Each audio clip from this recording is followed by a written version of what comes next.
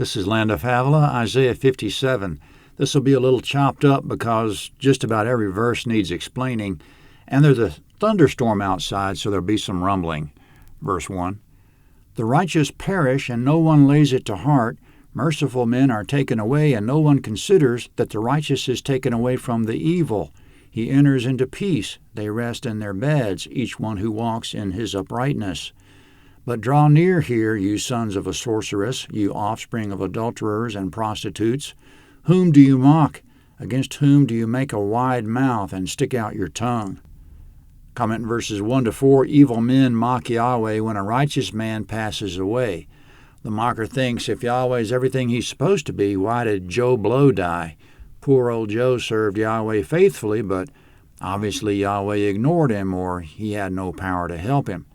The mocker doesn't consider in verses 1 and 2 that when God removes a righteous person from the earth, he spares him from a lot of evils or troubles. Quote, the righteous perish, and no one lays it to heart. Merciful men are taken away, and no one considers that the righteous is taken away from the evil. He enters into peace. They rest in their beds, each one who walks in uprightness. End quote. So when righteous Joe Blow died, Yahweh was actually doing him a favor, and the mocker was in error. In verse 3, Yahweh calls mockers the sons of sorceresses and offspring of adulterers and prostitutes. He continues to rebuke them in the next 9 verses, especially concerning their idolatry and child sacrifice. Still in verse 4, aren't you children of disobedience and offspring of falsehood, you who inflame yourselves among the oaks, under every green tree, who kill the children in the valleys, under the clefts of the rocks? Comment, they inflame themselves among the oaks in verse 5, meaning they worship idols with vigor under large trees. Under trees and on hilltops were favorite places to erect shrines to false gods, 1 Kings 14:23. They inflamed themselves there, meaning they worshipped enthusiastically. They whipped themselves into a frenzy. They mock Yahweh because Joe Blow died, but Yahweh mocks them for their lack of understanding. And in verse 5, they kill the children in the valleys and under the clefts of the rocks is child sacrifice. Coming up, they also worshipped false gods on the banks of streams, where there were smooth stones worn down by the water. Verse 6. Among the smooth stones of the valley is your portion. They are your lot. You've even poured a drink offering to them. You've offered an offering. Shall I be appeased for these things? Comment, Yahweh says, if you worship standing on the stones by a stream, they are your lot, meaning you'll get stones, not the blessings you seek. And more idol worship, verse 7. On a high and lofty mountain you have set your bed. You also went up there to offer sacrifice. You have set up your memorial behind the doors and the posts, for you've exposed yourself to someone besides me, and have gone up. You've enlarged your bed and made you a covenant with them. You loved what you saw on their bed. Comment, idol worship is akin to adultery in the Scripture. Just as a woman should be faithful to her husband, a person should be faithful to Yahweh. A person shouldn't be in bed, so to speak, with a foreign god.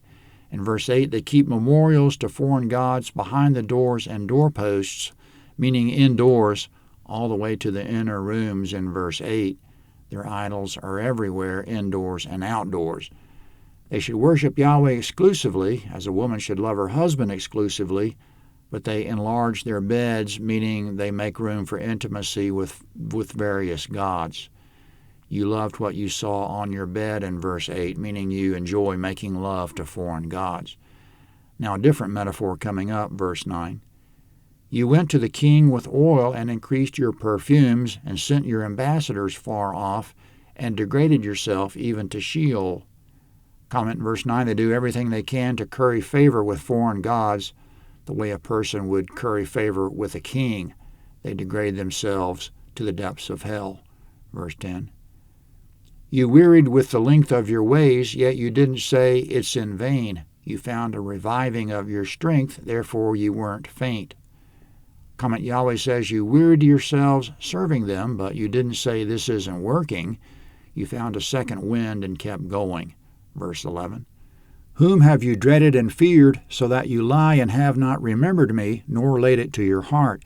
Haven't I held my peace for a long time, and you don't fear me? I'll declare your righteousness, and as for your works, they will not benefit you. When you cry, let those whom you have gathered deliver you, but the wind will take them, a breath will carry them all away. But he who takes refuge in me will possess the land and will inherit my holy mountain. Comment finishing up the rebuke of idol worshippers in verses 11 to 13.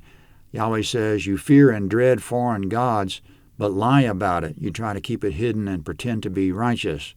Haven't I kept silent about it for a long time? You should give me credit for my patience, but my patience has gotten me nowhere. So now I speak up about your pretension of righteousness. When you cry out in trouble, let your false gods help you. But no, the wind will blow them away. Even a breath would blow them away. But he who takes refuge in me will possess the land and will inherit my holy mountain." Maybe speaking of John the Baptist, Yahweh says, verse 14, "He will say, build up, prepare the way, remove the stumbling block out of the way of my people." Comment in verse 16, there's a way or path or road to God. The road builder makes the road flat by lowering the high spots, raising the low spots, and removing anything that causes stumbling. Quote, build up, prepare the way, remove the stumbling block out of the way of my people." End quote. Verse 15, "For thus says the high and lofty one who inhabits eternity, whose name is holy, I dwell in the high and holy place, with him also who is of a contrite and humble spirit, to revive the spirit of the humble and to revive the heart of the contrite." Comment in verse 15, God inhabits eternity in a high and holy place, but amazingly he also dwells with the contrite and humble. He's in heaven and he's with us. And though he's so high and lofty, he's approachable. His aim is to revive the contrite and humble. Verse 16, "For I will not contend forever, neither will I always be angry, for the spirit would faint before me, and the souls whom I have made." Comment in verse 16, God doesn't rebuke us constantly because we would faint, we'd be discouraged. When we're out of line, he doesn't mention it as a rule, but his silence doesn't mean everything's okay. Speaking of sinners, he says, verse 17, "I was angry because of the iniquity of his covetousness and struck him. I hid myself and was angry, and he went on backsliding in the way of his heart." Comment in verse 17, rather than rebuking us when we backslide, his habit is to hide himself, keep his anger to himself, and strike us. To strike sounds harsh, but it's discipline to correct us. Quote, "For whom the Lord loves, he chastens and scourges every son whom he receives." Hebrews 12:6. Speaking of the backslider, verse 18, "I have seen his ways and will heal him. I'll lead him also and restore comforts to him and to his mourners." Comment, this translation gives the impression that maybe God killed the backslider. The translation should be clearer that the backslider was mourning over some sort of discipline, and others were mourning with him, mourning that God had afflicted him so, but God removed the affliction, which comforted the backslider and those with him. Quote, "I'll lead him also and restore comforts to him and to his mourners." End quote. Verse 19, "I create the fruit of the lips. Peace, peace to him who is far off and to him who is near, says Yahweh, and I will heal them." Comment in verse 19, Yahweh creates the fruit of the lips, which means when he proclaims something, he makes it happen. His proclamations bear fruit. He proclaims, or we proclaim in faith, and he follows through on it. In this case, he proclaims peace and healing to the humble and contrite, far and near. Verse 20, "But the wicked are like the troubled sea, for it can't rest, and its waters cast up mire and mud. There is no peace, says my God, for the wicked." Comment, Isaiah 58 is next.